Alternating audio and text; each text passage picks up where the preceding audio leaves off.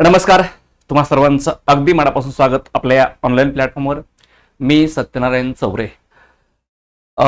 आपण आत्ता झालेल्या म्हणजे 17 मे 2026 रोजी झालेल्या कंबाईन ग्रुप बी मेन्स एक्झाम 2025 याचा जो फर्स्ट पेपर आहे लँग्वेज, तर लँग्वेजच्या पेपरमधील मराठी व्याकरण हा 50% वेटेज असणारा विषय.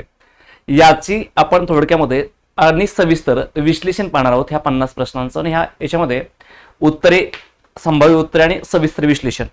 आता या प्लॅटफॉर्मवर आपण इथून पुढे एमपीएससीच्या कंबाईन गट ब, गट क आणि सरळ सेवा या सर्व परीक्षेचे जे काही प्रोसेस असणार आहे, जे काही आपलं मार्गदर्शन असणार आहे, ते या चॅनलवर इथून पुढे होणार आहे. आणि हा व्हिडिओ तुम्ही तुमच्या मित्रांना शेअर करा आणि हा व्हिडिओ तुम्ही स्वतः शेवटपर्यंत पहा, कारण याचा प्रत्येक परीक्षेला तुम्हाला फायदा आहे. अक्षरशः ती परीक्षा कोणतीही असो, महाराष्ट्र शासनाची प्रत्येक परीक्षेला 25% वेटेज असणारा हा विषय. बघा, पहिला हा प्रश्न आहे आपला. याच्यामध्ये सर्वनामावर आधारित प्रश्न आहे. सर्वनाम किती असतात? नामांचे सर्वनामे किती आहेत? तर सर्वनाम आहेत 9, आणि ह्या 9 सर्वनामां म्हणजे मूळ सर्वनाम 9, आणि हे 6 प्रकारामध्ये विभागले जातात. पहिलं असतं त्याला आत्मवाचक पुरुषवाचक म्हणतात, दुसरं आहे त्याला दर्शक म्हणतात, तिसरा संबंधी, चौथा प्रश्नार्थक, पाचवा अनिश्चित म्हणजे सामान्य, आणि 6वा आत्मवाचक. अशी 9 सर्वनामं 6 प्रकारात विभागली गेली. त्याच्यामध्ये अनिश्चित आणि प्रश्नार्थक हे दोन्ही प्रकारात 30 सर्वनामं डबल असतात. म्हणजेच कोण आणि काय, फक्त प्रश्नचिन्ह असणे आणि नसणे त्यावर प्रकार ठरतो. आपल्याला विचारलं दर्शक सर्वनामं कोणते आहेत. आता दर्शक सर्वनामं ओळखत असताना ह्याच्यामध्ये लक्षात ठेवायचं कोण आणि काय हे काय आहे. हे आहेत प्रश्नार्थक सर्वनामे. ही प्रश्नार्थक सर्वनामे असतात. पहिला भाग झाला. आता आपण पेपर सोडताना कधी एलिमिनेशन मेथड वापरायची. अ बरोबर आहे का, तर अजिबात नाही, पहिला ऑप्शन गेला. बरं, अ बरोबर आहे का, अजिबात नाही, दुसरा ऑप्शन गेला. उरलं काय? ब ड आणि ब क ड बरोबर म्हणतात. म्हणजे ब ड बरोबर आहे की ब क ड बरोबर आहे, तर आले ब आणि ड हे बरोबरच आहेत, एवढं लक्षात ठेवा. याच्यावरनं झालं एलिमिनेशन. आपला फक्त क वर विचार करायचा आहे. बरोबर आहे. जो, जी, ज्या, जे हे काय आहे, तर जो अभ्यास करेल तो पास होईल. ज्याने या पेपरसाठी खूप अभ्यास केला ते नक्कीच पास होतील. जो, जी, जे, ज्या हे काय आहे, तर सर्वनाम आहेत संबंधी सर्वनाम. आता जो वापरला असेल इथं, जो पुढे तो वापरला असेल त्याला अनुसंबंधी म्हणतात. म्हणजे काय? आपण म्हणलं जो अभ्यास करेल तो पास होईल. हा असं आपण इथं वापरला, जो अभ्यास करेल तो पास होईल. तर हे जो संबंधी सर्वनाम आहे, ह्याचा या वाक्यात संबंधी या वाक्यात जोडण्यासाठी तो अनुसंबंधी म्हणताला, याला म्हणायचं अनुसंबंधी. वाक्यामध्ये कोणतं सर्वनाम म्हणजे बऱ्याच वेळा तो सर्वनाम खूप वेगवेगळ्या प्रकारचे कार्य करत असतं, याला म्हणायचं संबंधी. मग मला सांगा, हे जे आहे हे काय आहे?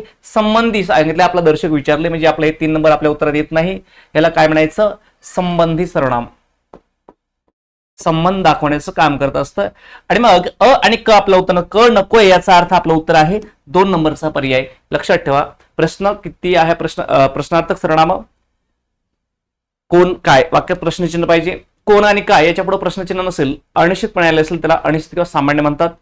स्वतः आणि आपण ही आत्मवाचक सर्वनाम असतात. जो हे संबंधी असतं, हा हे दर्शक असते. मी, तू आणि आम्ही, मी, तू आणि तो हे पुरुषवाचक असतात. आणि याच्यामध्ये हा जो आपण सगळे प्रकार पाहिले 6 प्रकार, या 6 प्रकारात 9 सर्वनाम, परंतु ते काय होतं की कोण काय हे 2दा येत असतात. त्यामुळे आपला जर विचारलं की सर्वनाम किती आहेत, तर 9, मूळ सर्वनाम 9 असं लक्षात ठेवा. आता आपलं विचारलंय घोडा हा एक फार चपळ उपयोगी प्राणी आहे. आता लक्षात घ्या, इथं एक हे वाक्य, दुसरा प्रश्न आहे. घोडा हा चपळ उपयोगी व उमदा प्राणी आहे. असणारा कोण? घोडा. असण्याची क्रिया कोणावर होते? घोडे. बरोबर आहे. घोडा आणि प्राणी दोन्ही एकच. मी काय म्हणलं? राधा शिक्षिका आहे, तसं घोडा प्राणी आहे. राधा गणेश माणूस आहे.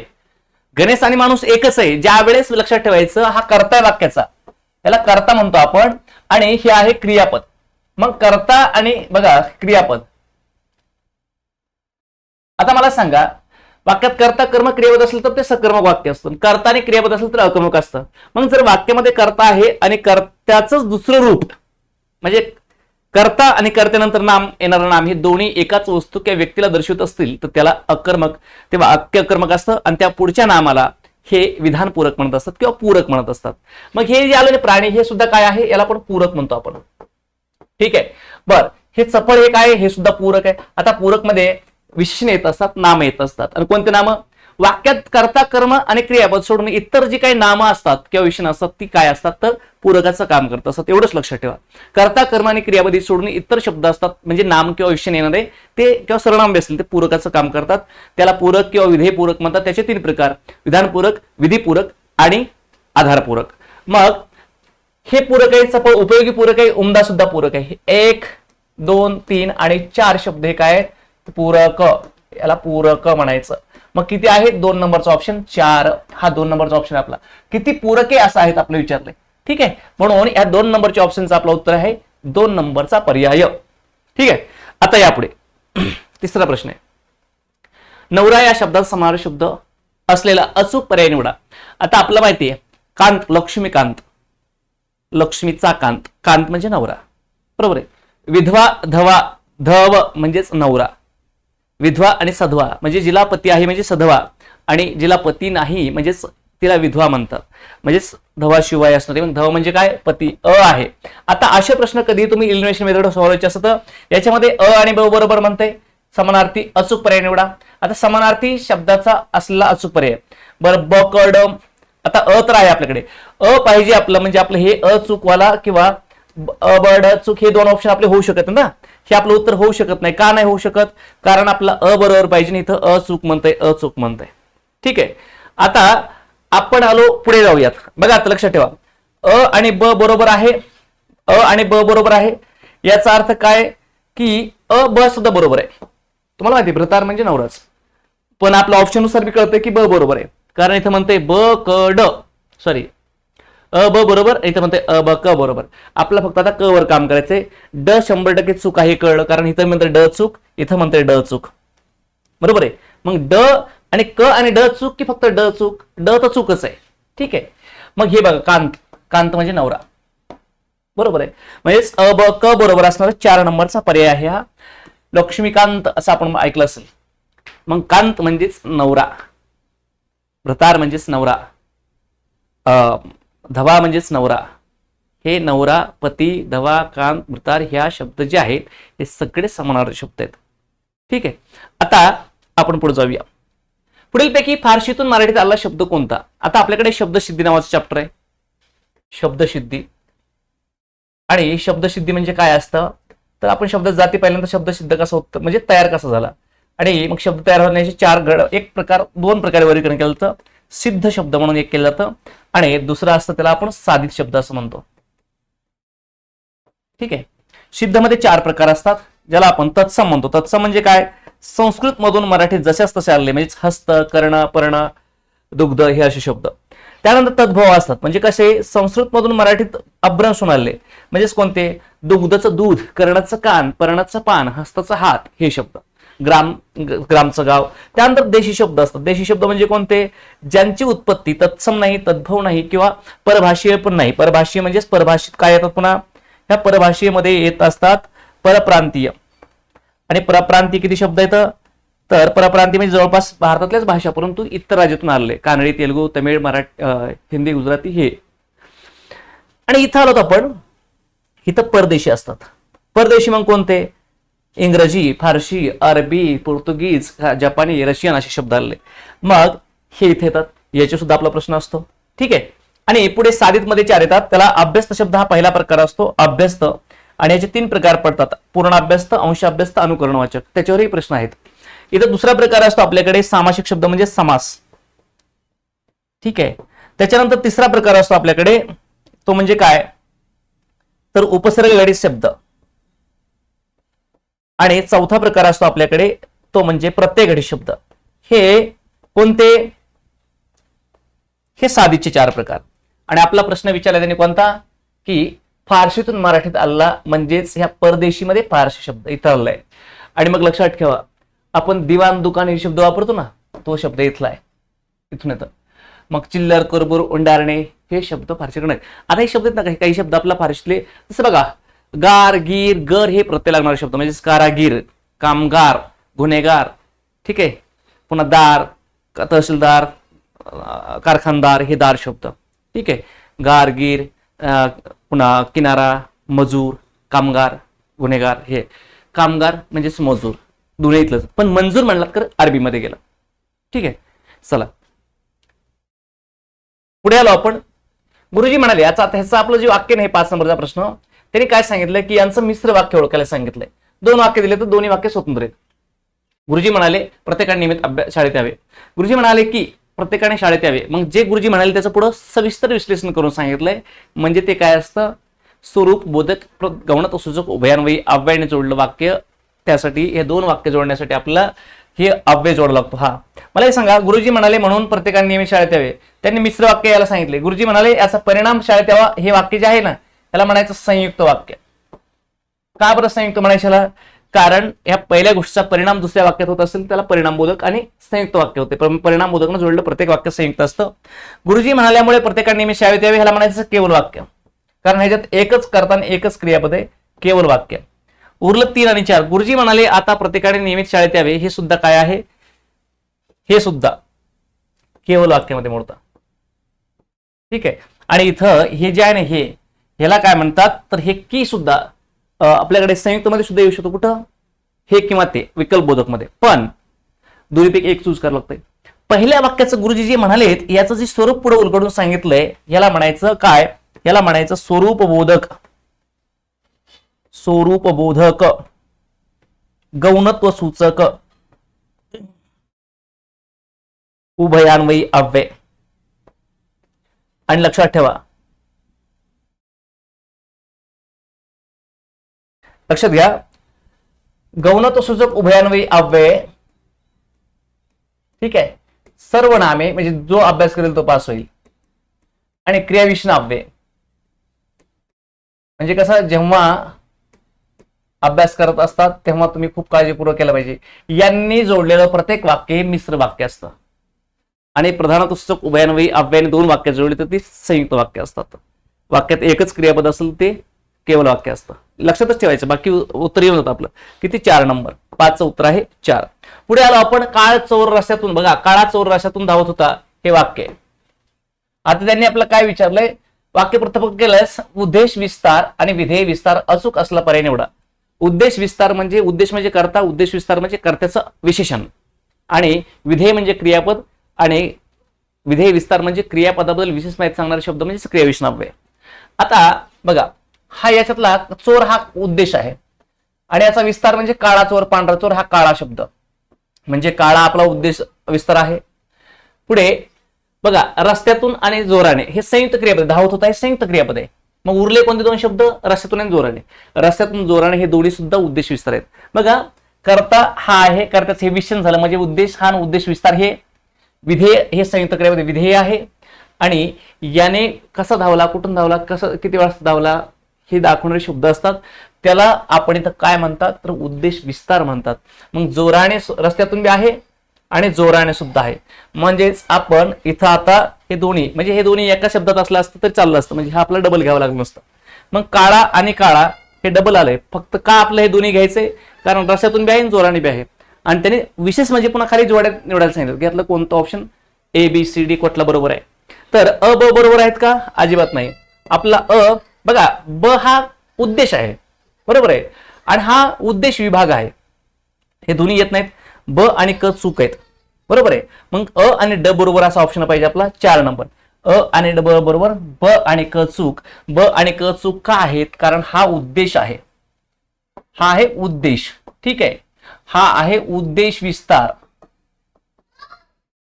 आणि आपला त्यांनी उद्देश विस्तारच विचारला. ठीक आहे, हा आहे उद्देश विस्तार, हा आहे उद्देश, आणि काळा चोर याला म्हणायचं उद्देश विभाग. उद्देश विभाग म्हणजेच काय, विभाग. उद्देश विस्तार अधिक उद्देश बरोबर उद्देश विभाग असतो, म्हणजे हे दोन्ही एकत्र आले की उद्देश विभाग असतात, आणि ह्याला काय म्हणायचं उद्देश विस्तार. ठीक आहे, आता हे धावत होता काय, विधेय, याला म्हणायचं विधेय किंवा मूळ विधेय असे म्हणत ना, त्याला विधेय विस्तार. ठीक आहे, हा विधेय विस्तार, इथं विधेय विस्तार. आणि जोराने धावत होता हे काय आहे, रस्त्यातून, हे बी शब्दात पाहिजे. हा उद्देश विभाग झाला, पण याच्यामध्ये रस्त्याने हा सुद्धा शब्द पाहिजे. म्हणजेच आपलं 4 नंबरचं ऑप्शन काय उत्तर आहे 6 ला ऑब्लिक 4. चला पुढे आलो आपण 7 नंबरचा प्रश्न आहे. दुसऱ्यावर आलेली कठीण परिस्थिती नंतर आपल्यावर येऊ शकते, यासाठी योग्य असणाऱ्या म्हणीचा वापर करा. अगदी परफेक्ट म्हण विचारली आणि सोपी आणि साधी विचारली. म्हणजेच आपण काय म्हणतो, सुपातले. आपल्याकडे एक म्हण आहे मित्रांनो,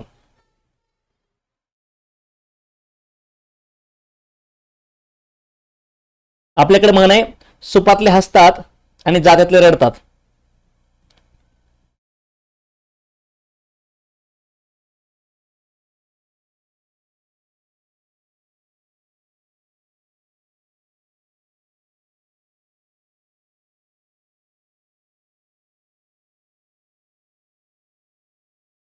सुपातले हसतात जात्यातले रडतात. पुढच्या स्टेज मागचा शहाणा.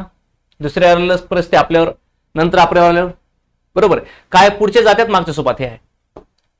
म्हणजेच मागचे बघा, हे पुढचे म्हणजे हे इकडे चाललेत, हे पुढचे आहेत आणि यांच्या माग येणारे हे आहेत. बरोबर आहे.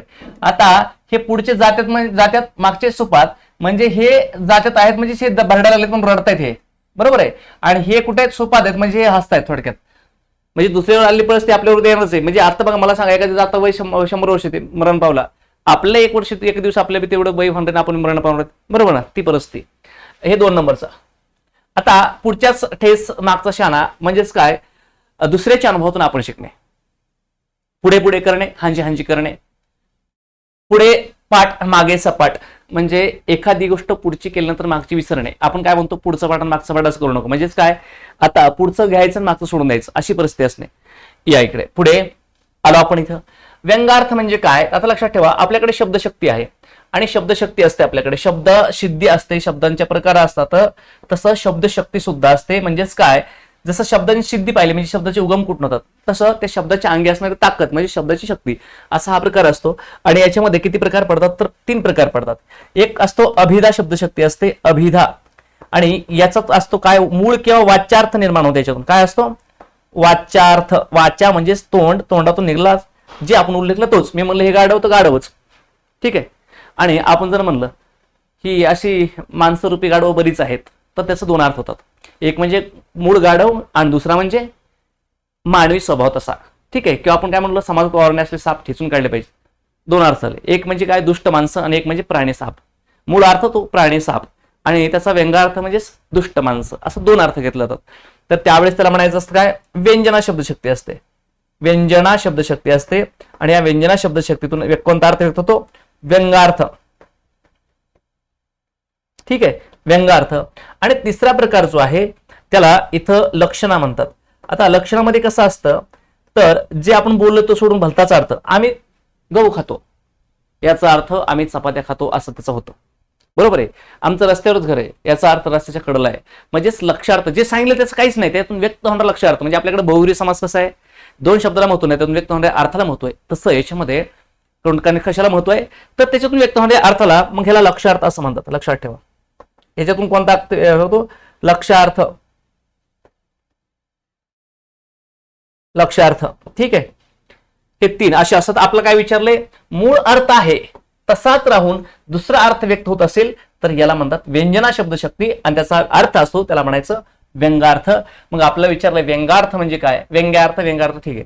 तर हे व्यंगावर आधारित अर्थ, अप्रकट होण्यात असं काय नसतंय. रूढ योक्ती अभिधामध्ये येतात. बघूया आपण. दही खाऊ की मही खाऊ होणे असा अर्थ. म्हणजे हे करू किती नेमकं काय बघा, एखादा माणूस आहे, एखादं कुणीतरी असेल आणि त्याला खूप भूक लागली. ठीक आहे. म्हणजे ते कधी नाही पाण्यात त्याला खाण्यात अशी कधी मन आहे बघा आपल्याकडे. आलंय समोर सगळंच, तर मग हे करू किती करू, सगळ्याच ये उचल ते उचल ते उचल. म्हणजे कोणती परिस्थिती करते, आपण फक्त खाण्याचं उदाहरण घेतलं. म्हणजे पैशाच्या बाबतीत असेल, एखाद्याला अचानक भरपूर पैसा आला किंवा एखाद्याला अचानक काहीतरी पद मिळालं किंवा अचानक भरपूर काही मिळालं असेल तर त्यावेळेस त्याची अवस्था होत असते, हे करू की ते करू अशी अवस्था होणे. ठीक आहे. मुखरस पागणे म्हणजे बायफळ बोलणे, काहीतरी म्हणजे आपलं आधा तद्दा बोलणे, त्याला मुखरस पागणे म्हणतात. ज्ञान पाजळणे.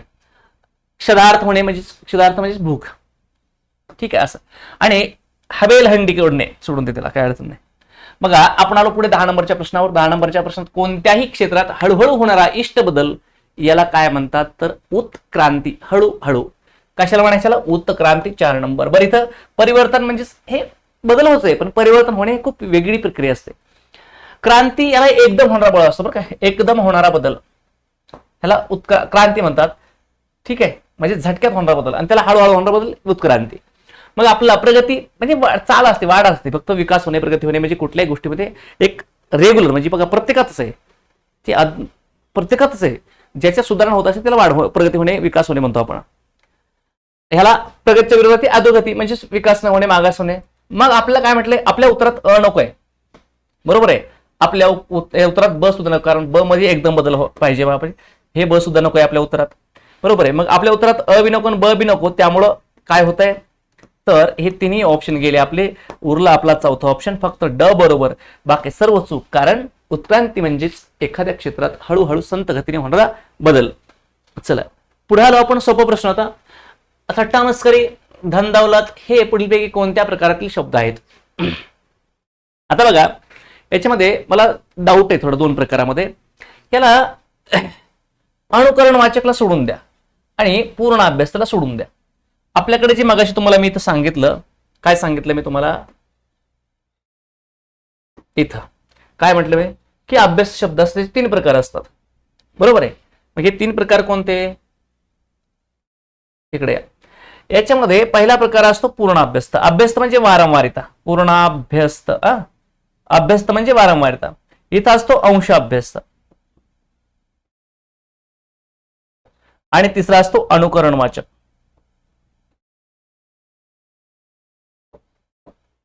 ठीक आहे.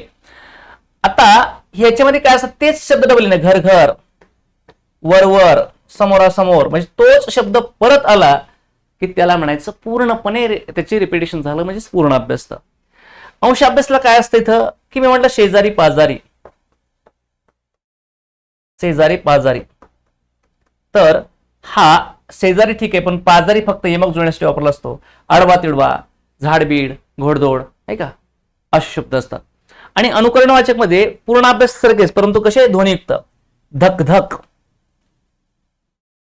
कसं बडबड, वटवट, बडबड, धक धक, कडकडाट, गडगडाट असे शब्द असतात, त्याला अनुकरण वाचक म्हणतात. हे झाला अभ्यास शब्दांचा प्रकार. आता मग पुनरुक्त शब्द आणि अंश अभ्यस्त काय? अंश अभ्यस्त आपण सेकंड पाहिला. पुनरुक्त म्हणजे काय, तोच शब्द एखाद्या वेळेस काय होत असतो, त्याच अर्थाचा वेगळा शब्द येणे. त्यामुळे इथं जर आपण पाहायचं म्हटलं तर ते अंश अभ्यस्त इथेही देऊ शकतात ते उत्तर आयोगाचं, आणि हे बी पुनरुक्त बी देऊ शकतात, हे त्याचा पुनरुक्त झाला. पण हा अभ्यस्त शब्दामध्ये तो प्रकार नाही. त्यामुळं हे जरी इथं वाढत असलं तर याला मी थोडंसं असं ठेवतो, ठीक आहे. पण आयोग उत्तर याचा 2 नंबर द्यायला पाहिजे. आयोगाला किती द्यायला पाहिजे, 2 नंबर हे उत्तर द्यायला पाहिजे. पण ते 3 नंबर हे देऊ शकतात पुनरुक्त झाल्यामुळे. का तर थट्टा मस्करी, धन दौलत हे जे शब्द आहेत, खरा ह्याचा अर्थ काय होतो माहिती का, हे शब्द आहेत मराठी, बघा पारशी आणि फारशी आणि मराठी यांचं एकत्र मिश्रण, म्हणजे त्याच अर्थाचे. आपण नाही का बाजारहाट तसं हे घेतलं, कागदपत्र, तोच शब्द प्रथम आहे, बरोबर आहे. कोर्ट कचेरी हे शब्द, तोच शब्द त्याच अर्थाचा पण दुसरा शब्द. तर त्यामुळे ते द्विरुक्त देऊ शकतात, सॉरी पुनरुक्त हा पण अंश अभ्यास द्यायला पाहिजे, कारण अंश अभ्यास मध्ये शब्द घेतात. यापुढे पुढील पैकी राज्याचे गणनावाचक विषय आहे. गणना, आता विषणाचे विषण बघा, विषणाचे प्रकार किती, मुळात आपण सांगितलं तिथं असं सिद्ध, आणि इथे येणारे काय साधित, सिद्ध आणि साधित, बरोबर आहे. सिद्ध मध्ये आपण घेतलं तर गुणवाचक विषण, संख्यावाचक विषण इथे घ्या, आणि सर्वनामिक इथेच घेतात ते सार्वनामिक,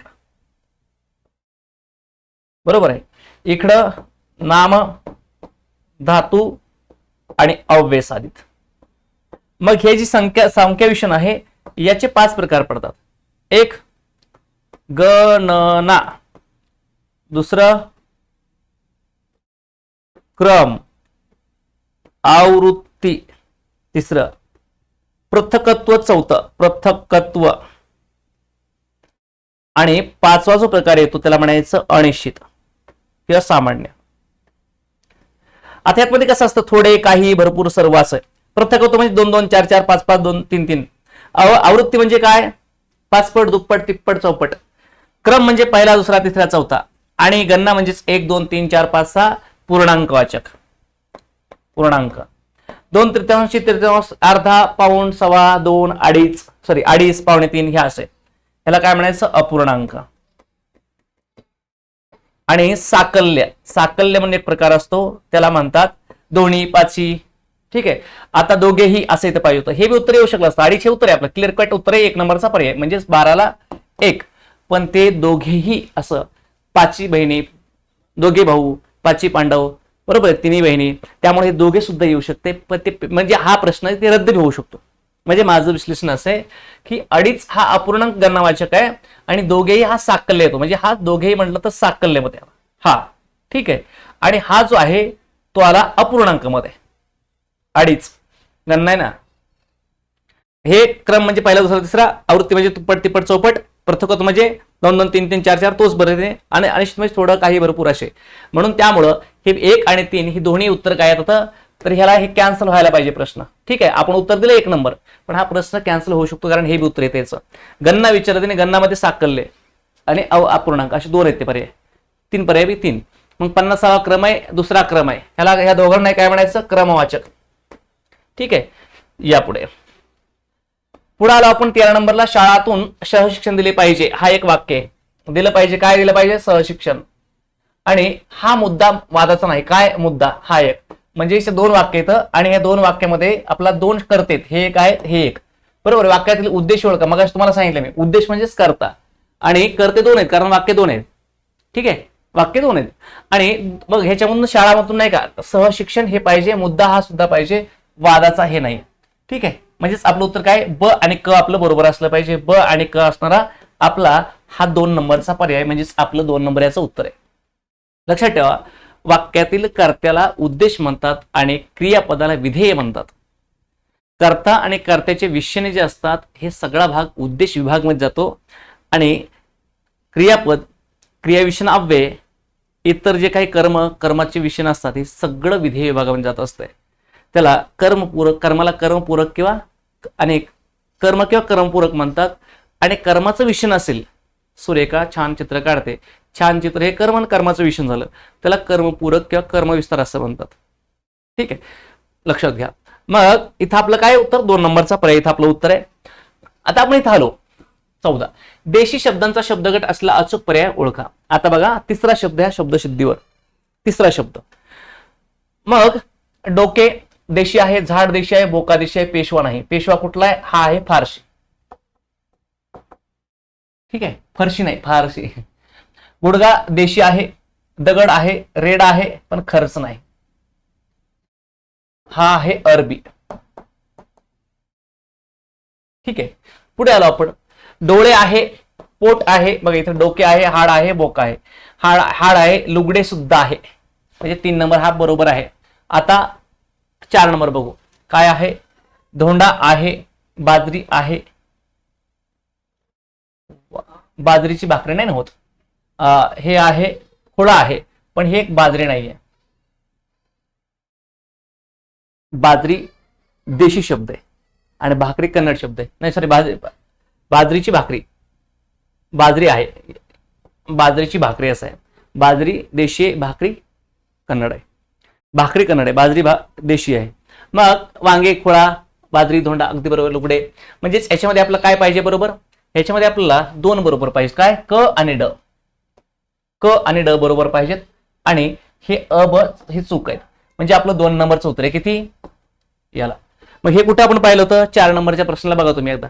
हे बघा, हे शब्द देशीवरचे आले, परभाषेवर चालता, अभ्यासरू आला. 3 प्रश्न इथे आलेत आपल्याला. पुढचे बघूयात आता कुठे येतात, कसे आहेत. या आपल्याला प्रश्न विचारलाय, दृढ या शब्दाचा विरुद्धार्थी शब्द. दृढ म्हणजे एकदम कणखर, मजबूत. दुर्बल विरुद्धार्थी बरोबर आहे. प्रवाह अतिशय क्षीण, क्षीण म्हणजे दुर्बल, बरोबर आहे. हरिण खूप क्रश, क्रश म्हणजे हडकुडा, दुर्बल, क्षीण. अनिल खूप रोडका आहे, रोडका म्हणजे तोच, म्हणजे अ ब क ड सर्व बरोबर आहे. 4 नंबरचा पर्याय. आपल्याला बघा विरुद्धार्थी शब्द कसे विचारले, म्हणजे 4 वाक्यामध्ये घेऊन त्यांना विचारलंय. विरुद्धार्थी शब्दांना 4 वाक्यामध्ये घेऊन आपल्याला विचारलंय. या पुढे आलो आपण. मला हे काम करवते. आता लक्षात ठेवायचं, करवते हे क्रियापद आहे. आपल्याला सांगितले प्रयोग ओळखा. शक्य अर्थ क्रियापद आहे. आपण ज्यावेळेस क्रियापद पाहतो त्यावेळी काय आहे, शक्य क्रियापद आहे. क्रियापदचे प्रकार आपण पाहिले. तर हे शक्य क्रियापद आहे आणि हे शक्य क्रियापदाचं काय होतं माहिती का, 2च प्रयोग होतात. प्रयोग किती होतात? तर दोनच होतात, दोन. जर वाक्यात कर्म असेल, ठीक आहे, वाक्यात कर्म असेल समजा, तर त्याला म्हणायचं शक्य कर्मणी. शक्यार्थ क्रियापदाचा कर्तरी प्रयोग केव्हाच होत नाही. आणि जर वाक्यात कर्म हे नसेल, ठीक आहे, इथं आहे इथं नसेल, तर ह्याला म्हणायचं शक्य भावे. मग शक्य भावेचं उदाहरण एक तुम्हाला मी देऊ का? हो. मला आता बऱ्यापैकी चालवते, म्हणजेच मला चालणं शक्य आहे. ठीक आहे, हे वाक्य झालं. चालणारा मी आहे, मला प्रत्यय असल्यामुळे कर्तरी होत नाही, ह्याच्यात चालण्याची क्रिया माझ्यात झाली म्हणजे वाक्यात कर्म नाही. कर्त्याला प्रत्यय म्हणून कर्तरी नाही, कर्माला कर्मच नाही म्हणून कर्म नाही, उरला कोणता? भावे. आणि भावेमध्ये क्रियापद शक्यार्थ असल्यामुळे शक्य भावे. ठीक आहे. आणि हे मला हे काम करवते. आता हे करवते शक्यार्थ क्रियापद आहे, करणारा हे करताय, मला कर्त्याला प्रत्यय कर्तरी होत नाही, वाक्यात कर्म आहे का? हो. कर्माला प्रथमांत आहे म्हणजे काय? कर्त्याला प्रत्यय आहे, कर्माला नाही म्हणजे हा झाला कर्मणी प्रयोग. आणि क्रियापद शक्यार्थ असल्यामुळे शक्य कर्मणी. आता याचं मी तुम्हाला काय करतो, या कर्माचं काय करतो? अनेक वचन करतो बघा. क्रियापद बघा, मला अनेक कामे करवतात, मला हे ऐवजी ही अनेक वचन झाला, कामचं कामे. आता या कर्माचं आपण कर्माचं काय केलं? लिंग बदललं, वचन बदललं, अनेक वचनी केलं. एक काम अनेक कामे. करवतात, हे करवतात शक्यार्थ क्रियापद, लक्षात ठेवा.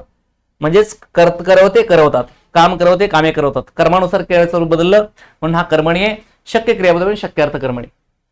आणि शक्य क्रियापदाचे दोनच प्रयोग होतात, हे लक्षात ठेवायचं, विसरायचं नाही. शक्य कर्मणी. समापन पर म्हणलं काय पाहिजे? की राधाचा अभ्यास करून झाला,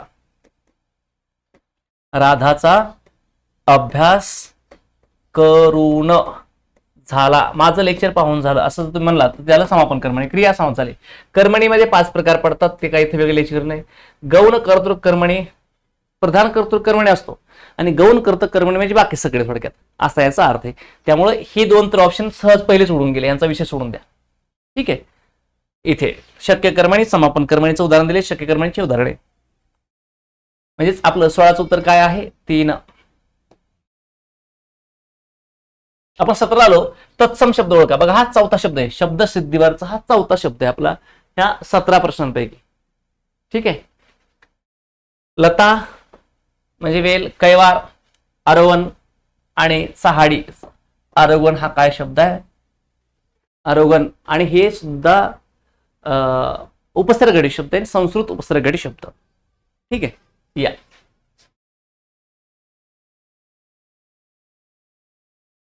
पुढे आलो आपण. उभयन्वयी अव्यय आणि त्यांची उदाहरणे यांचे योग्य जोड्या. आता लक्षात घ्या, आपण सगळं बॅच मध्ये शिकले बरं का. आपल्या सगळं अगदी एज काही उदाहरण बॅच आहेत, जशाच तसे आलेत उदाहरणं सुद्धा. समुच्चय म्हणजे काय असतं मित्रांनो? ऍडिशन. विकल्प म्हणजे काय असतो? ऑप्शन. न्यूनत्व म्हणजे काय असतो? मायनस, काहीतरी कमतरता आहे. आणि परिणाम म्हणजे गुणले, ह्याचा गोष्टीचा परिणाम दुसऱ्या गोष्टीमध्ये, बरोबर आहे. म्हणून परिणाम म्हणजेच काय? म्हणून, सबब, यास्तव, तस्मात, याकरिता, यासाठी. न्यूनत्व बोधक म्हणजे पण, परंतु, किंतु, बाकी, मात्र. विकल्प म्हणजे वा, अथवा, किंवा, परी, वा, अथवा, किंवा. समुच्चय म्हणजे आणि, व, आणखी, शिवाय. सगळे ऍज इट्स आहेत तसेच बरोबर आहेत. 1 2 3 4 5 असे 4. आपलं उत्तर आहे 3 नंबरचा पर्याय. कोणता? 18ला 3. पुढे आले 19ला. आपण 19ला आलो. दुसऱ्यासाठी प्राणाची आहुती देणे, जीव कुर्बान करणे म्हणजेच काय? तेरे लिए जान दे दूंगा. तुम्ही ऐकलं असेल कुठेतरी, तेच आहे. जीव टांगणे लागणे म्हणजे खूप काळजी वाटून राहणे, खूप काळजी वाटणे. आणि याचे उदाहरण जीव भांड्यात पडणे म्हणजेच काळजीतून चिंतामुक्त होणे थोडक्यात. जीव गहाण ठेवणे म्हणजे आपलं दुसऱ्याकडं, म्हणजे आपण नाही का शरीर बी गहाण ठेवतो, आपलं सोनं गहाण ठेवतो, म्हणजे दुसऱ्या कामाला वाहून घेणे तसं. आणि जीव तीर्थी तुटणे म्हणजेच खूप एखाद्या बाबतीत खूप दया वाटणे किंवा एखाद्याबद्दल खूप काळजी वाटून राहणे, या टाईपचा प्रकार असतो. या वेळेवर प्रकृतीची काळजी घेतली तर सारं काही ठीक होईल. बघा, जर तर, आता हे एक वाक्य आहे आणि हे एक वाक्य आहे, बरोबर आहे. हे क्रियापद आहे, हे क्रियापद आहे, म्हणजे हे वाक्य दोन आहेत. 2 वाक्य. जर तर नाही जोडले. बघा, इथं जर असतं, जर प्रकृतीची काळजी घेतली तर, मग इथे जर असतंच पण काही ठिकाणी येत नाही, म्हणजे ते लुप्त असतं थोडक्यात. या वाक्याचा प्रकार त्यांनी ओळखायला सांगितला आपल्याला, आणि वाक्याचा प्रकार सांगितलाय जर तर दिसलं की संकेतार्थी किंवा संकेतबोधक. बस एवढं नाव. ते क्रियापदावरनं संकेतबोधक आणि वाक्याच्या अर्थानं संकेतार्थी असं दोन्ही प्रकार त्याला नाव आहे. बरोबर आहे. प्रश्नार्थी आहे का नाही? प्रश्नार्थीसाठी वाक्यात प्रश्नचिन्ह असायला पाहिजे होतं. ठीक आहे. बरं, संकेतार्थी आपलं उत्तर आहे ब नंबरचा पर्याय हे आहे. नकारार्थी आहे का? नाही. होकारार्थी म्हणजे हे होत नाही. ह्या नकारार्थी म्हणजे अकरणरूपी. याला अनकारार्थीचा पर्याय नाव काय आहे? अकरणरूपी. खूप परीक्षांना विचारले आणि बहुतेक या पेपरला विचारलं वाटतं. मी मगाशी उत्तर सांगताना सांगितले सकाळी. आज्ञार्थी म्हणजे काय? इथे आज्ञा, विनंती, प्रार्थना, उपदेश, आशीर्वाद अशा प्रकारचा बोध झाला पाहिजे. यातून काय झाला का बोध? नाही. बरं, ते सगळं सोडून देत. जर तर दिसलं किंवा फक्त तर बी दिसत संकेतार्थी वाक्य असतं, म्हणजेच ब बरोबर आहे. फक्त ब बरोबर असणार आपल्याकडे ऑप्शन एकच आहे आणि तो म्हणजे 2 नंबरचा पर्याय. म्हणून 20चं उत्तर आहे आपल्याकडे 2 नंबरचा पर्याय. यापुढे सर्वांनी परमेश्वराची भक्ती करावी. करावी क्रियापदे, विद्यार्थी क्रियापदे. बरोबर आहे. आपला प्रश्न विचारलाय प्रयोगावर. परत प्रयोगावरचा प्रश्न आहे. मला सांगा कोण करणारे कोण आहेत? आपण क्रियापद शिकलो, तेवढंच लक्ष द्या. आपण क्रियापद शिकलो, जवळपास 14-15 प्रकार शिकतो आपण. करावी हे काय क्रियापद आहे? करणारे कोण? सर्व. या जागेवर नाम येतं, म्हणजे सगळे माणसांनी असं ठेवा. सर्व आणि क्वेश्चन नाम येतं. बरं, याला नि हे प्रत्यय लागलाय. सर्व सर्वांनी सर्व लागलाय का नाही? येस. बरं, ह्या सर्वांनी केलेली क्रिया कोणा होते? एक तर परमेश्वर होते, पण यालाही प्रत्यय लागलाय.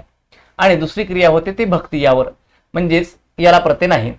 बघा, ह्याला म्हणतात अप्रत्यक्ष कर्म वस्तुवाचक व्यक्तिवाचक असतं.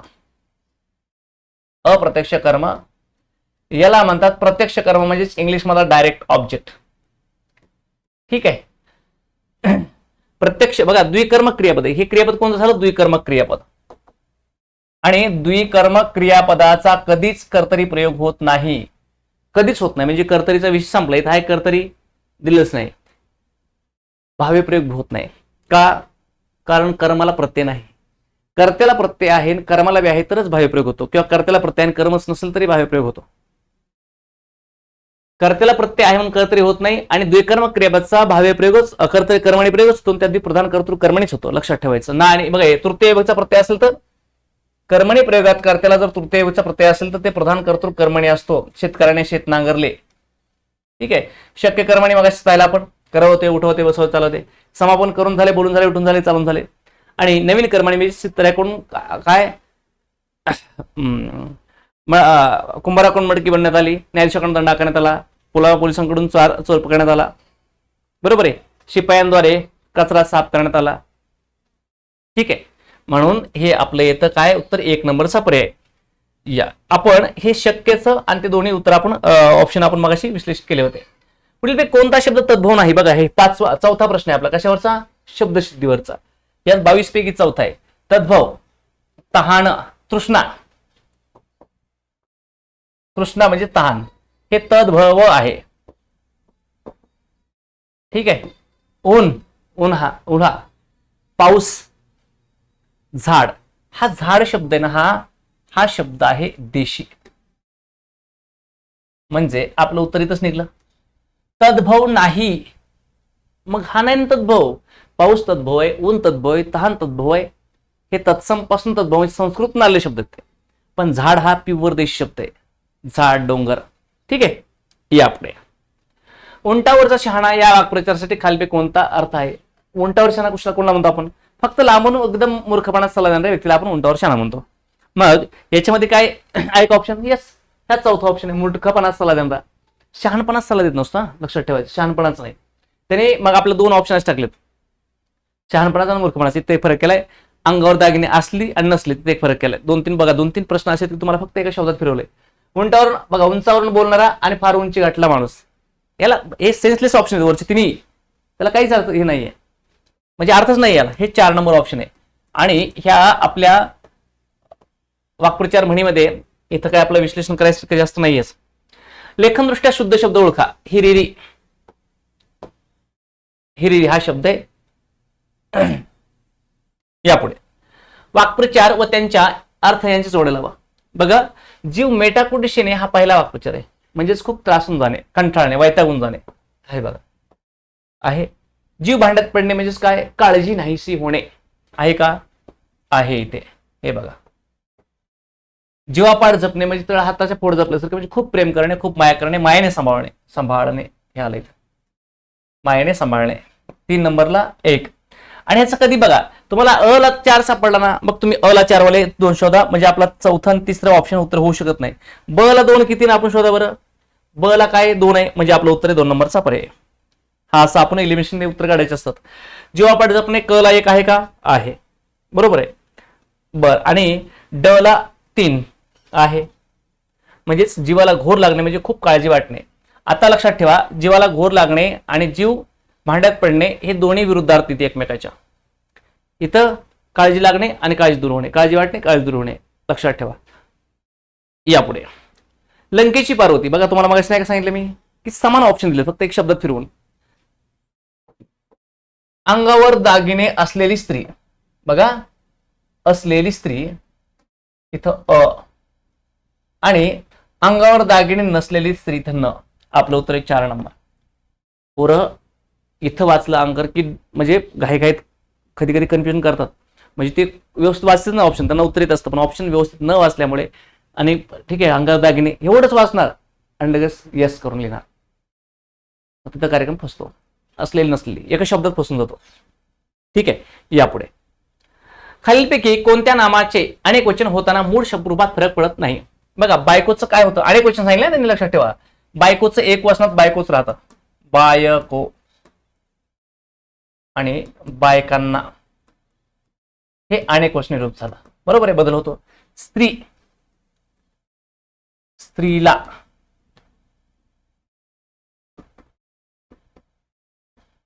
आणि स्त्रियांना, ठीक आहे, स्त्रियांना. शाळा, शाळेला, शाळांना, शाळांना बदल झाला. आई, आईला, आईंना. 4 नंबर लक्षात ठेवा. ठीक आहे, या आई या शब्दाचा अनेक वचन आईच आहे. पुढील पैकी आणि विशेष जर तुम्ही इथं पाहायला गेलात, स्त्री, बायको, शाळा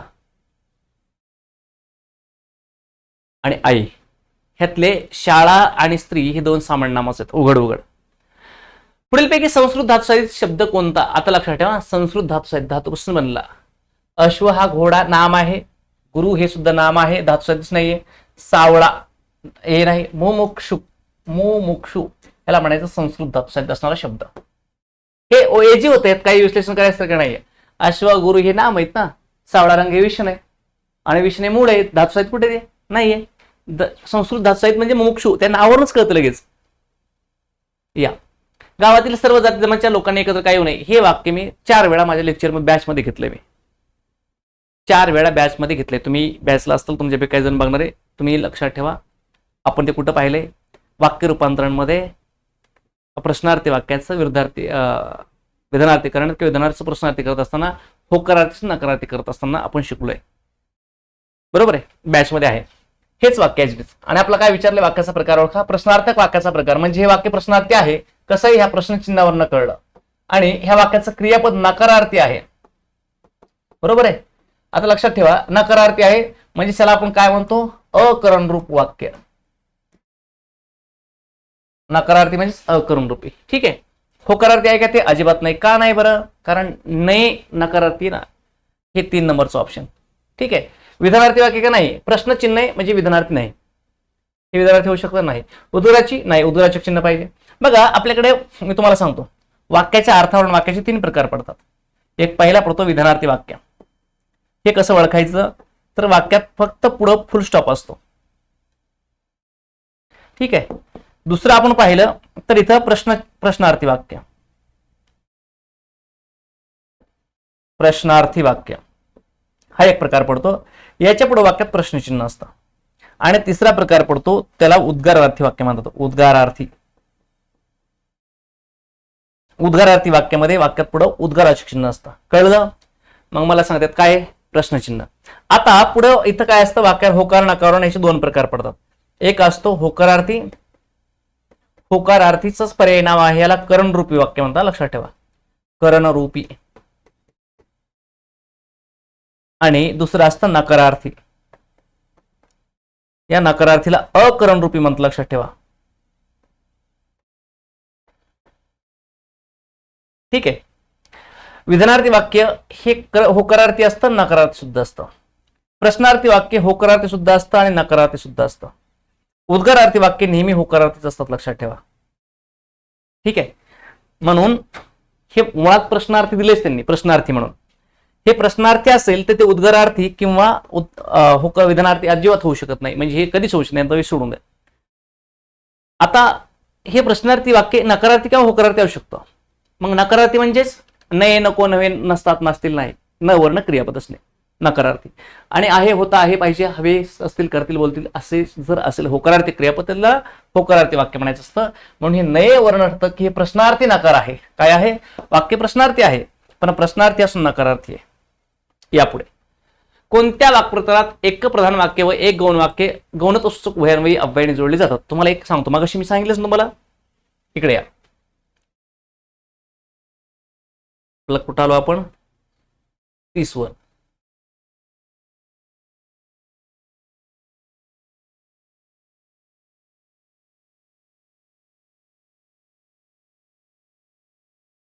काय म्हणलं मी तुम्हाला? गौणतसूचक उभयान्वयी अव्यय, सर्वनामे आणि क्रियाविशेषण अव्यय यांनी जोडलेलं प्रत्येक वाक्य हे मिश्र वाक्य असतं. ठीक आहे. प्रधानतसूचक उभयान्वयी अव्ययाने जर दोन वाक्य जोडले असतील तर दोन्ही वाक्य प्रधान वाक्य काय असतं? ते संयुक्त वाक्य बनतं, लक्षात ठेवायचं. ठीक आहे.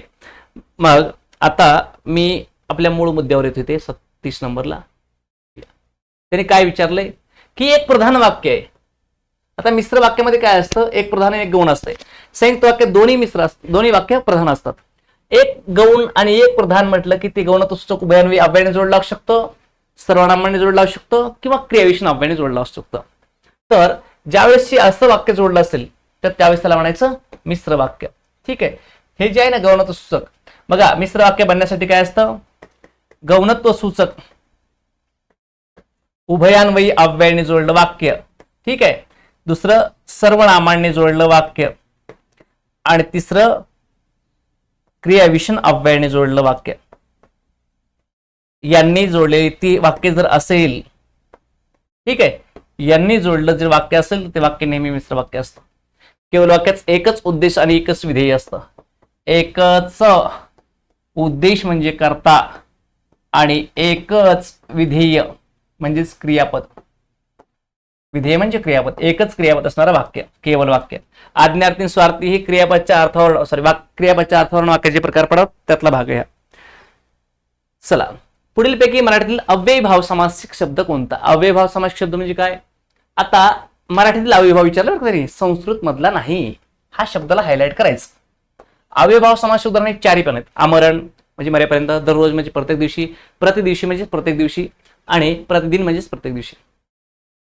सगळेच अर्थ सेम, सगळे अव्ययीभाव समासिक उदाहरण आहेत. पण त्यांनी विचारले आपल्याला काय?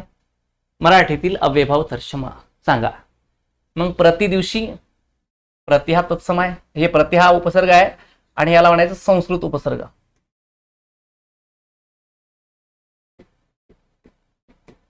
ठीक आहे. हे प्रतिदिन हे पण तत्समच आहे, हा पण तत्समच आहे. म्हणजे 1, 2 आणि 3 याला काय म्हणायचं? तत्सम. आणि याला म्हणायचं आपलं उत्तर आहे. कारण मराठीतला अव्ययीभाव दररोज याचा बी अर्थ असतो प्रत्येक दिवशी. ठीक आहे. चला, आपल्याला मदत करणाऱ्यालाच त्रास देणे. एक मिनिट.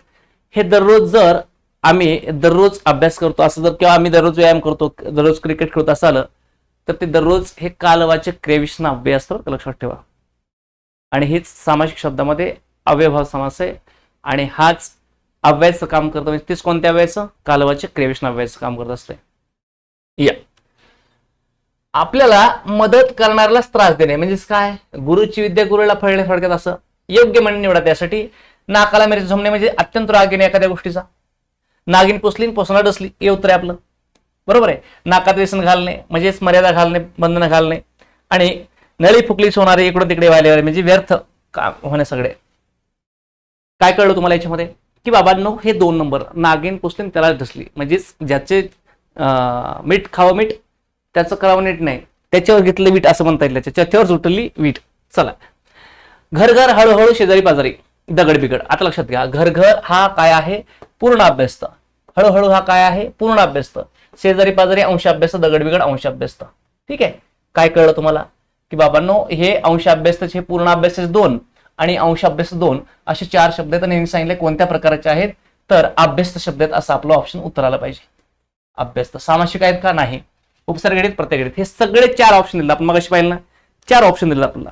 हे 4 ऑप्शन साधी शब्दाचे बघा, अभ्यस्त, सामासिक, उपसर्ग आणि प्रत्ययगडित.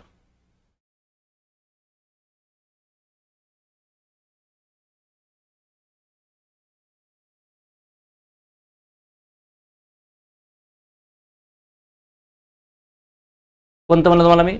अभ्यस्त, सामासिक, उपसर्गडित आणि प्रत्ययगडित. आपला हा 5वा प्रश्न आहे. कशावरचा? या शब्दसिद्धीवरचा.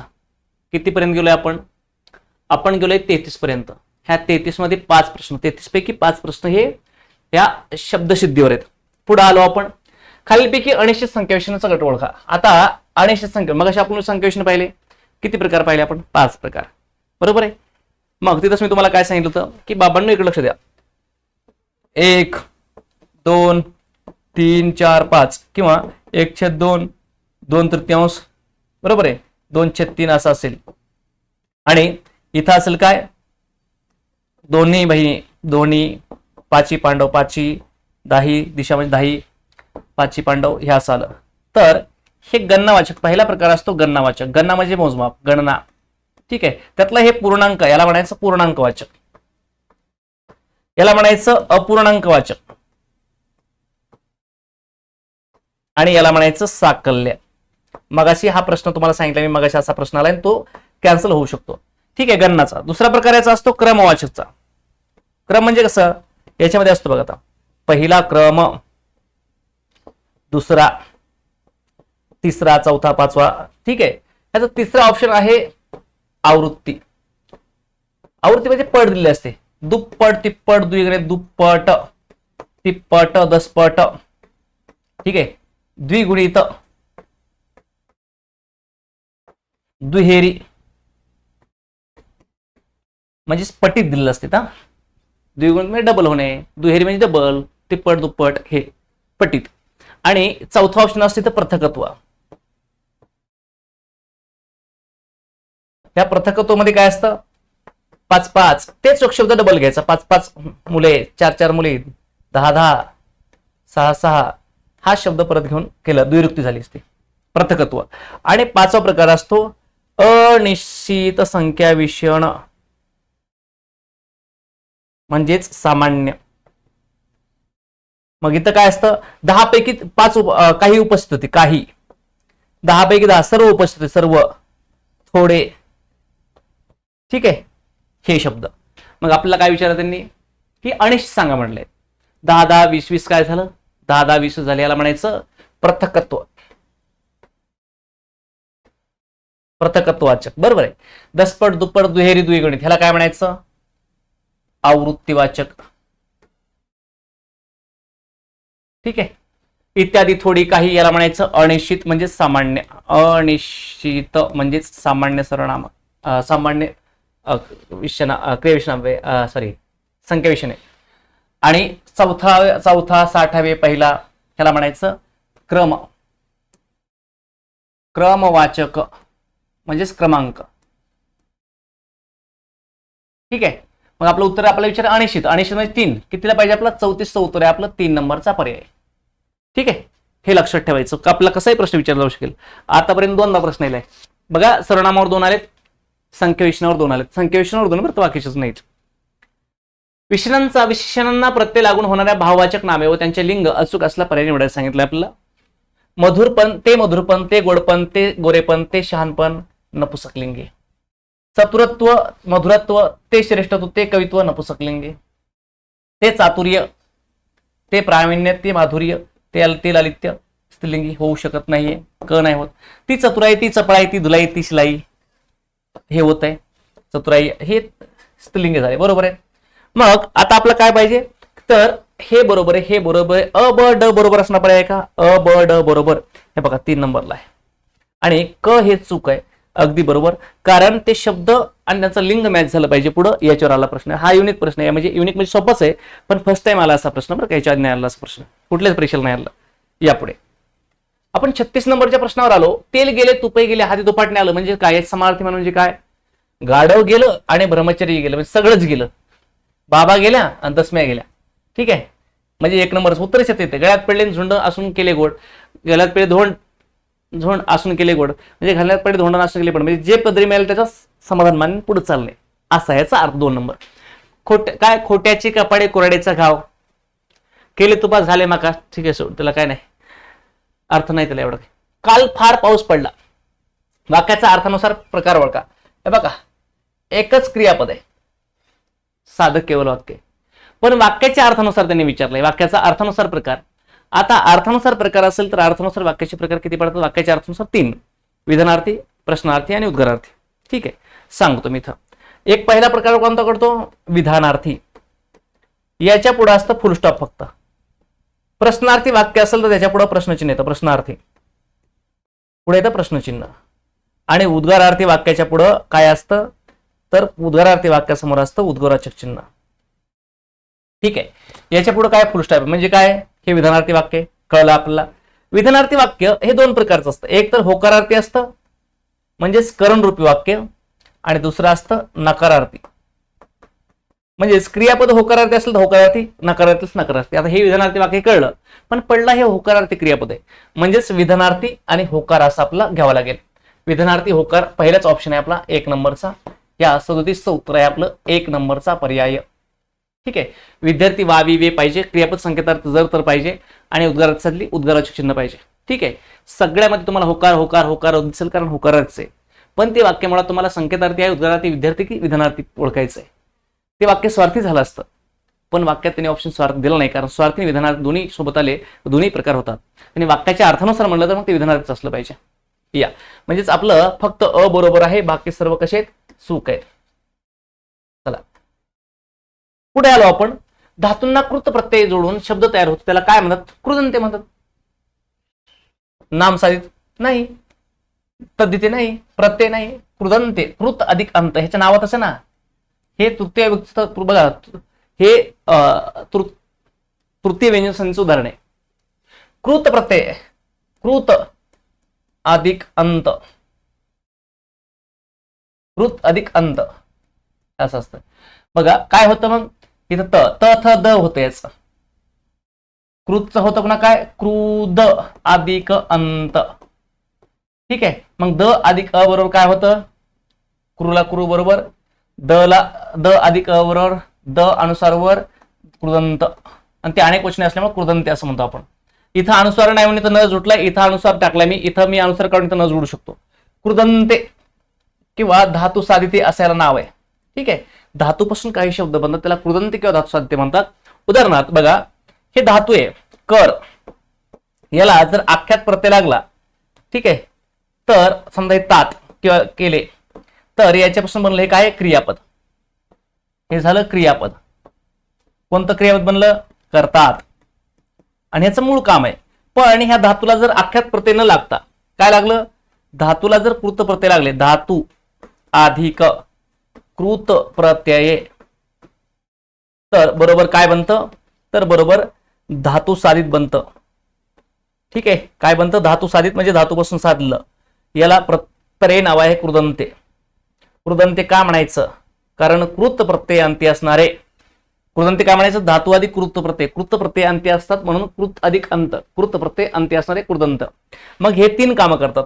पहिलं काम करतं नामाचं, ह्याला धातू साधित नाम म्हणतात. ते नाम म्हणजेच करणे, बोलणे, उठणे. बघा करणे ना, करणे. दुसरं असतं धातू साधित विशेषणाचं, विशेषण, त्याला म्हणायचं करती वाहती नदी पेटती ज्योत, वाह हे धातू आहे, वाहती नदी पेटती ज्योत बोलकी बाहुली, बरोबर आहे. आणि तिसरं असतं काय, तर त्याला म्हणतात क्रियाविशेषण अव्यय. आणि हे अव्यय कसं असतं, तर काम करताना, बोलताना, उठताना, चालताना, बसताना, हे. मग ह्याला म्हणायचं धातू साधित नाम, धातू साधित विशेषण आणि धातू क्रियाविशेषण अव्यय, धातू साधित क्रियाविशेषण. आणि हे तिघांना मिळून काय म्हणायचं, कृदंते किंवा धातू साधिते. आणि आपल्याला हे आहे काय, धातूंना कृत प्रत्यय जोडून जेव्हा शब्द तयार होतो त्याला काय म्हणतात, तर कृदंत म्हणतात. शिकलोय आपण हे सविस्तर बॅच मध्ये सुद्धा शिकलोय आपल्या. ठीक आहे, यापुढे रचनेनुसार वाक्याचे प्रकार ओळखा. तानाजी लढता लढता मेळा केवळ वाक्य. अगदी बरोबर आहे, वाक्य दिले इथं केवळ वाक्य. बरं, जे चाकाकते ते सोडणे नसते. जे ते काय आहे, हे सर्वनाम आहेत आणि ह्याने जोडलं वाक्य मिश्र असतं, लक्षात ठेवायचं, मगाशी सांगितलंय मी. बरं, आकाशात जेव्हा ढग जमतात तेव्हा मोर नाचू लागतात. जेव्हा तेव्हा हे काय, कालवाचे क्रियाविशेषण याने जोडलं वाक्य किंवा काय असतं, मिश्र वाक्य असतं. संयुक्त होऊ शकत नाही. काय होतंय, मिश्र वाक्य होतंय. ठीक आहे, लक्षात ठेवा. त्यामुळे ते चुकीचं आहे. आणि खाली आलो आपण, आम्ही जातो आमच्या गावा, आमचा राम राम घ्यावा. आम्ही जातो आमच्या गावा हे एकच वाक्य आहे. जातो हे क्रियापद आहे, म्हणजेच केवळ वाक्य. हे पण बरोबर आहे. अ ब ड बरोबर आहे आणि क चूक आहे. ठीक आहे, अ ब ड बरोबर आहे आणि क चूक आहे. अ ब ड बरोबर असणारा एकच ऑप्शन आहे आपल्याकडे, तो म्हणजे 2 नंबरचा पर्याय. अ ब ड. ठीक आहे, 2 नंबरचा पर्याय. यापुढे भाषा व परभाषीय शब्द यांची जोड्या लावा. हा 6वा प्रश्न आहे, शब्दसिद्धीवरचा 6वा प्रश्न. 40 पैकी 6. अरबी, गुजराती, कानडी आणि फारसी. आता अक्का, अडपत्ता, खलबत्ता, अप्पा, अण्णा, कुट्टा, विठ्ठल, कांबळे, कुंची हे जे शब्द आहेत, उपीट, सांबर, इडली हे असले शब्द हे कानडी शब्द आहेत. गुजराती म्हणजे काय बघा, गुजराती रिकामटेकडा छोकरा, बरोबर आहे. डब्यामध्ये घी, पकोडे, छोले काय म्हणतो आपण, घेऊन दलाली करण्यासाठी दादरच्या सेटकडे गेला. मग दादर, सेट, दलाल, पकोडे, ढोकळा, घी, दादर, छोकरा, रिकामटेकडा, सेट ही नामं गुजराती आहेत, लक्षात ठेवायचं. मग आपल्याला इथं आहे का, हे बघा, दलाल, दादर, डब्बा कोणता आहे, गुजराती आहे. ठीक आहे, आता कानडी शब्द कोणता म्हणलं तुम्ही, अक्का, अण्णा, अडकत्ता, कलबत्ता असे शब्द. ही अक्का तुम्हाला दिसते इथं, हो. अण्णा, अक्का, गाजर, चाकरी हे सगळे शब्द इथले. फारशी नारीमध्ये काय, अर्ज, मेहनत, वकील, वसूल, जमीन, जिद्द, सॉरी हद्द, रद्द, जिद्द, शहर हे शब्द जे आहेत, जिल्हा, शहर हे कुठे आहेत, अरबीमध्ये जातात. ठीक आहे, पोशाख, सामना, अत्तर, लक्षात ठेवा. पोशाख, सामना, अत्तर, पेशवा हे शब्द जे आहेत, फडणवीस, पेशवा, पोशाख, सामना, अत्तर हे शब्द जातात फारशीमध्ये. आणि आपण मग ते घेतलं 1 ला 3 आणि 2 ला 3, 1 ला 3 आणि 2 ला 1, 1 ला 3, 2 ला 1 आणि 3 ला 4 आणि 4 ला 2, म्हणजेच आपला ऑप्शन नंबर 1 आहे. यापुढे 50,000च्या पुढे महिन्याचा खर्च जायला नको. नको हे वाक्य सिद्ध क्रियापद बरं का, जायला नको हे.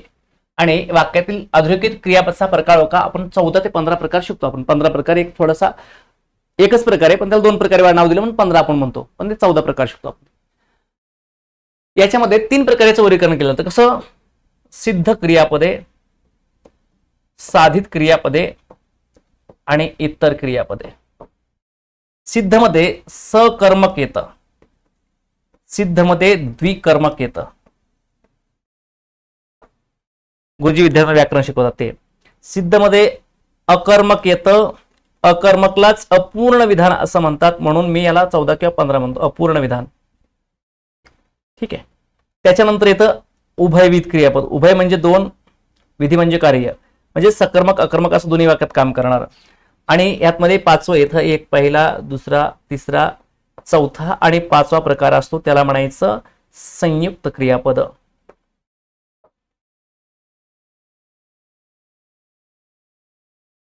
ठीक आहे, पुढे आलो आपण. साधित म्हणजे काय येतं, नाम साधित, विशेषण साधित. नामसाधित मध्ये डोळे पाणावले, पाणी हे नाम आहे, हाताळतो हात हे नाम आहे. विशेषण साधित स्थिरावला. अव्यय साधित, अव्यय खालावली, त्याची प्रकारे ती खालावली, अव्यय साधित.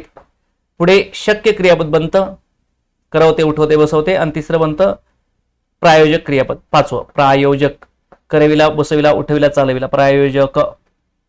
हे 5 झाले.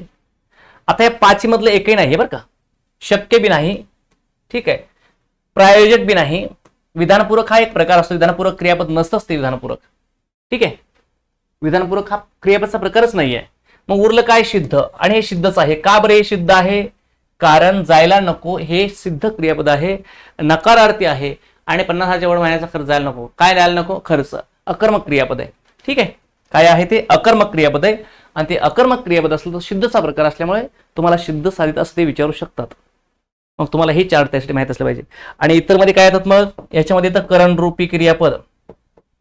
आता ते अकरणरूप पण आहे का, अकरणरूपी क्रियापद म्हणजे लक्षात ठेवा करणरूपी म्हणजेच काय होकारार्थी आणि अकरणरूपी नकारार्थी मध्ये इथं पण येते. होकार नकारार्थी घेतलं तर ते इतर मध्ये अकरणरूपी मध्ये येतं. जर याच्यानुसार घेतलं तर ते अकर्मक बी येतं नकारार्थी. आणि याच्या पुढे काय येतं, याच्या पुढे गौण क्रियापदे. ठीक आहे. आणि याच्या पुढे येतं भावकर्तृ क्रियापदे. म्हणून हे 4 हे 5 5 4 9 9 5 14 आणि हे डबल पकडला तर 15 असे प्रकारे क्रियापदाचे. या आपला असा प्रश्न ते फिरून विचारू शकतात. पुढे आलो आपण पुढीलपैकी शब्द साधित विशेषण ओळखा. पुढीलपैकी शब्द साधित विशेषण ओळखा. बघा शब्द साधित विशेषण आहे. घरकुल हे नाम आहे. ठीक आहे. विशेष मोकळीक भेटली, मोकळी भेटली हे सुद्धा नाम आहे. मोकळा, तो आता कामातून मोकळा झाला नाही. मोकळा हे शब्द शोध नाही म्हणजेच शब्दापासून साधलं होत नाही. हवेशीर, हवा हा शब्द आहे. हवेशीर, हवेशीर काय नाही का, हवेशीर वातावरण. हे वातावरणाबद्दल हवेशीर हे विशेष महत्व देते म्हणजे विशेष माहिती सांगते. हवेशीर वातावरण बरोबर आहे. मोकळा श्वास ठीक आहे पण मोकळीक अजिबात नाही. मोकळीक हे नाम झालं, घरकुल हे नाम झालं, सावधगिरी हे भाववाचक नाम झालं. बरोबर आहे की नाही. सावधगिरी हे सुद्धा काय झालं, भाववाचक नाम झालं. आपलं उत्तर आहे हवेशीर वातावरण. मग हवा हे काय आहे शब्द आणि हवेशीर म्हणजे त्याला म्हणायचं शब्दसाहित्य शब्दापासून साधलं आणि तो कुठलाही शब्द असतो पण त्याच्यापासून हे विशेषणाचं काम करतोय. ह्या अर्थानुसार बघा शब्द साधित विशेषणाचा प्रकारच नसतोय. नामसाधित धातुसाहित्य अव्ययसाहित्य आपण पाहिलं मगाशी. पण यांनी शब्द साहित्य असं का दिलंय बरं, कारण ह्यांनी इथं 4 पैकी एकच शब्द आहे जो विशेषणाचं काम करू शकतो, तो म्हणजे 2 नंबरचा पर्याय. म्हणून आपलं उत्तर 2 नंबर आहे. यापुढे विधाने वाचन योग्य पर्याय निवडा. 43 होकारार्थी वाक्यांना करणरूपी म्हणतात. अगदी बरोबर, मी आता शिकवलं तुम्हाला मागापासून 4-5 वेळा सांगितलं येताना. नकारार्थी वाक्यांना अकरणरूपी म्हणतात. वाक्य बरोबर आहे, अ पण बरोबर, ब पण बरोबर. साधन सोपं. वाक्यातील क्रियापदाच्या अर्थावरून काळाचा बोध होतो त्यास विद्यार्थी वाक्य असं म्हणतात तर नाही.